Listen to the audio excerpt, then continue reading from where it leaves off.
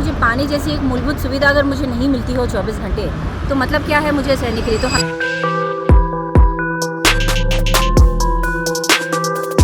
मुझे पानी जैसी एक मूलभूत सुविधा अगर मुझे नहीं मिलती हो 24 घंटे, तो मतलब क्या है मुझे सहने के लिए। तो हमें पानी की पाइपलाइन, अगर बिल्डिंग बन सकती है, अगर एक शहर पूरा डेवलप हो सकता है, तो क्या पानी की लाइन नहीं मिल सकती हमें? बस इसी चीज़ का ये मसला है और हमें यही चीज़ जो है हमें ये करना है कि अगर क्या हम पानी लगता है भरते कि हैं करोड़ों का, क्या पाइप लगता भरते है हैं। कि ऐसा आपका प्रोटेस्ट करने से कुछ ये प्रशासन जागेगी और पुलिस? कल भी हमने सुना कि कल भी एक एक्सीडेंट हुआ है। जी पहले एक जब अरीज शेख हुआ, उसके बाद ग्रेशिया, और अभी एक जो बंदा जी, है कल रात को हुआ। तो ये कहाँ से, ये जो अभी हमारे सामने आप देख रहे हैं, ये कंस्ट्रक्शन वाली गाड़ी आई, आप देखो कि इतना बड़ा ये सारा हार्ट ऑफ द सिटी में आप देख सकते हैं। और आप खुद देखिए ना कि अगर वो ट्रक जा रहा है तो देखिए यहाँ पे जो रहदारी है आप देख सकते हैं, वहाँ पे गौर से देख सकते हैं कि उस ट्रक को ना तो जाली लगाई हुई है ना कुछ। कोई बड़ा पत्थर अगर किसके सर पे माथे पे गिर गया तो ये भी तो हादसा हो सकता है ना।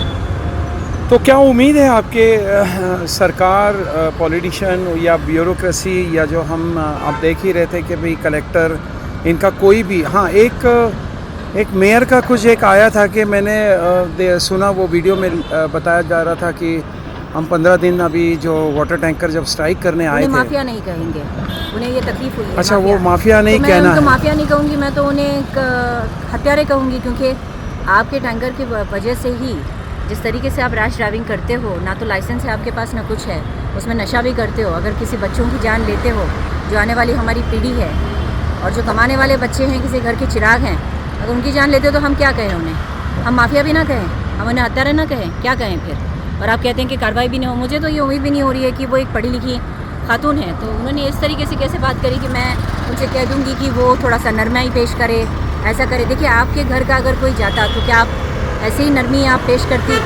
मेरा सवाल उनसे ये है। आप वो भी माँ है, मैं भी माँ हूँ, मैं तो नहीं देख सकती ना अपने बच्चों को इस तरीके से किसी, आप मुझे बताएं, एक सिर्फ पानी की वजह से मैं अपने बच्चों की जान तो नहीं गंवा सकती ना। और जो उम्मीद का क्या किरण लगता है कि जब हमने ये देखा है कि यहाँ पे 3 बड़ी बड़ी टाँकियाँ बनी तो हैं जी, पर क्या उम्मीद लगती है कि टाँकी में पानी कब आएगा और यहाँ के लाइन कब बनेगी जो लोगों के घरों में कॉरपोरेशन का पानी पहुँचे? ये तो नीयत के ऊपर है सर, सब कुछ तो नीयत के ऊपर है। अगर आप चाहते हो, विकसित भारत करना चाहते हो, तो सही माने विकसित भारत तभी होगा जब आप पढ़े लिखे लोग जब सवाल करते हैं सरकार से, तो सरकार डरती है। समझ सकते हैं कि चलो जो पढ़े लिखे ना हो वो सिर्फ वोट की राजनीति करते हैं, लेकिन जब पढ़ा लिखा इंसान जब सवाल पूछता है तो कुछ ना कुछ फ़र्क ज़रूर पड़ता है। यहाँ पे आएंगे ही ना अगले साल वोट मांगने के लिए, तब क्या करेंगे? चलो, यही उम्मीद से हम आपसे विदा लेते हैं और यही अल्लाह से अल्लाह से एक वो बोलते हैं ना, रिक्वेस्ट करते हैं कि आप अपने मकसद में कामयाब हो और बहुत शुक्रिया। यही दुआ करेंगे। मैं चाहती हूँ कि सभी लोगों की, तमाम लोगों के लिए मैं दुआ करती हूँ कि आप इसी तरह से इस आंदोलन को, इस जद्दोजहद को ज़रूर रखें, क्योंकि ये आपका अधिकार है, ये हमें मिलना ही चाहिए।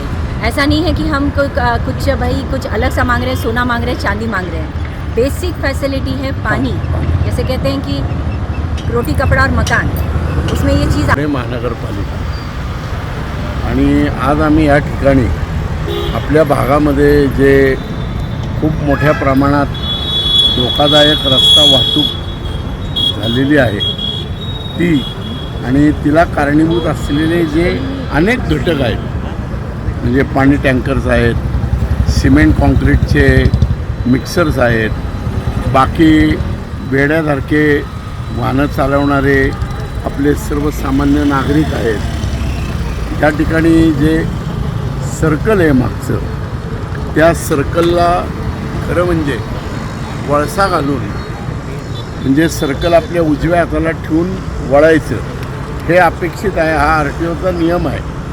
पण या नियमापासून आपण इतके लांब आलेलो आहोत. तुम्ही जर एक 5 मिनटं इथं थांबलात तर तुम्हाला 40-50 माणसं सर्कलला शॉर्टकट मारून जाताना आणि एकमेकांवरती धडकताना किंवा धडका वाचताना दिसते. महेंद्र सर, तुम्हाला काय अपेक्षा आहे? जे आता गेले एक 10 दिवसात काल पण रात्री एक टँकरने एकाला धडक दिली आणि तो मृत्यू पाडला आणि हडपसर. पण परत जे एक स्टेटमेंट आला होता मेयर मॅडमचा की आता नाही, मी मनोज पाटीलला सरांना सांगितलं की 15 दिवस काही कारवाई करू नका, पण आता त्याला काय आपल्या ती अपेक्षा आहे त्यांच्याकडून, कारण लेडी ऑफ मेयर म्हणजे फर्स्ट Sorry, लेडी. मला या ठिकाणी कुठलाही खरं म्हणजे राजकीय विषय स्टेटमेंट नाही द्यायचं. घ्यायचा नाहीये, पण शेवटी दुर्दैवाने हे बघा कसे ओढले हां दुर्दैवाने आपल्या प्रत्येक जीवनात घडणाऱ्या प्रत्येक गोष्टीवर राजकारणी लोकांच्या निर्णयाचा प्रभाव असतो आणि त्यामुळं त्यांच्याबद्दल बोलणं हे गरजेचंच होतं की महापौर मॅडमनी ना त्यांना मुदत दिली, त्याबद्दल माझी तक्रार नाही आहे, ठीक आहे, ओके, हरकत नाही मुदत द्यायला, पण मग आजपर्यंत त्यांनी त्या कायद्यांचं पालन का केलं नाही, तो माणूस का ठेवला नाही, याचा जाब का नाही त्यांनी विचारला.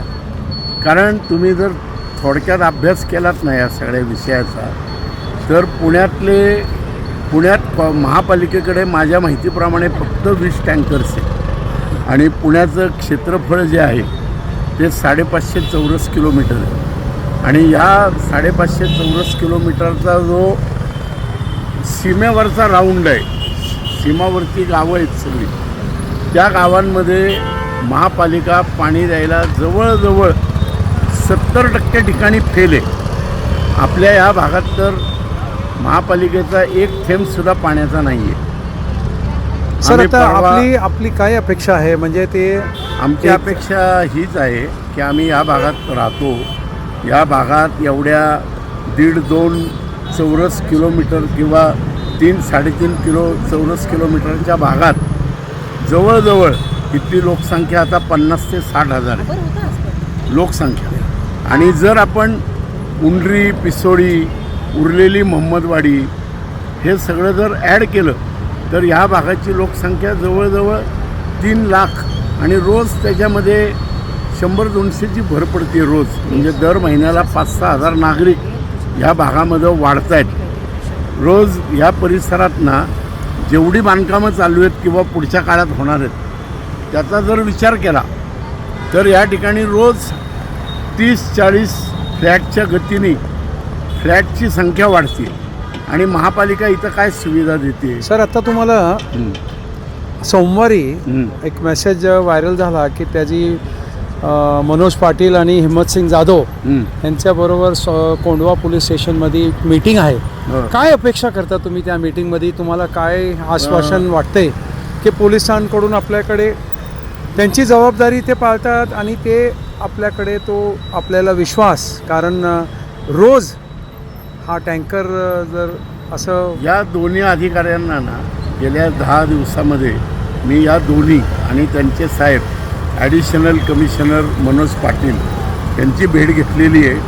हे तिन्ही अधिकारी माझ्या मताने तरी संवेदनशील आहेत आणि ते लोकांच्या प्रश्नावरती जागरूक पण आहेत, पण शेवटी त्यांच्या हात बांधणारे कोणीतरी लोक वेगळे आहेत आणि ते मोस्टली राजकीय नेतृत्वच असतं. जोपर्यंत राजकीय नेतृत्वाच्या अंगामध्ये इच्छाशक्ती निर्माण होत नाही की आम्ही लोकांना काहीतरी द्यायला म्हणजे बांधलेलो आहोत, तोपर्यंत यात फार मोठी सुधारणा होईल अशी मला अपेक्षा नाही आहे. ओके, पण आपण निराश न होता या अधिकाऱ्यांच्या बरोबर जी मीटिंग आहे त्या मीटिंगमध्ये पण आपण सहभागी होऊ, चर्चा करू, त्यांच्याकडनं चांगल्यात चांगले काम कसं होईल हे बघू. या तिन्ही अधिकाऱ्यांनी मी जी मागणी केली होती की या आमच्या सगळ्या परिसरामध्ये तुम्ही रात्रीची एक नाकाबंदी लावा, तर त्याला त्यांनी मान्यता दिली. त्याप्रमाणे नाकाबंदी गेल्या आठवड्यापासून